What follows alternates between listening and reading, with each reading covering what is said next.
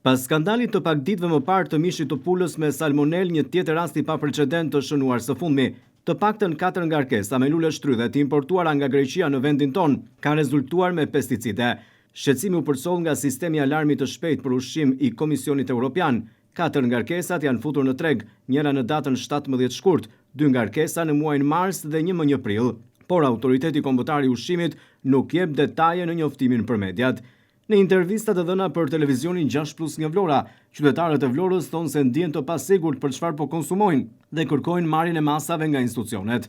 E të flasu nuk o pyet njeri, as ju as mua, as bën gjë, as ju bën gjë, as unë bën gjë. Po të ketë kontroll, s'bëhet rrezik. Tani me këto që dëgjojmë, kanë frikë nga në psikologjike njerëzit, pa kështu janë 1-2-3 zëra frutash që të letë pika dyshimi. Po ja kjo që dalë me pika kjo fruti ose modët që janë të skaduara, vine, sa gjera kështu, po mendoj që në përgjithësi po të ketë kujdes, kontrol, edhe eliminohet kjo, po të ketë kontrol që nga lartë, në formë si gjiri. Ju jeni të kujdesshëm vetë? Pa tjetë kujdes edhe frika ndaj fëmijëve të paknat. Si gjithë të tjerët, po sipas medias, te mishi, te djathi, po normale. Dhe ku blini? Ati ku blejmë të tërët, edhe unë si jam i përjashtuar. Perime për drekën.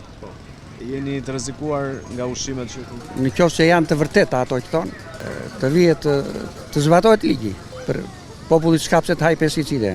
Juve ku psonisni apo Po janë në këto. jeni të sigurt në atë çfarë konsumoni dhe jeni të kujdesshëm ku shkoni? Po s'kemi si ta verifikojmë ne kur me vëzhgim. Ajo duhet analizë, ku e dim ne.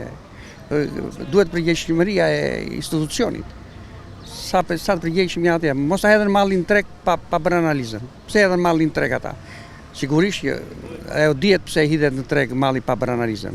Qoftë për lule shtridhen që dëgjova që ishte me pesticide, qoftë edhe për mishin e pulës, ishte me salmonel. Fatkeqësi e madhe.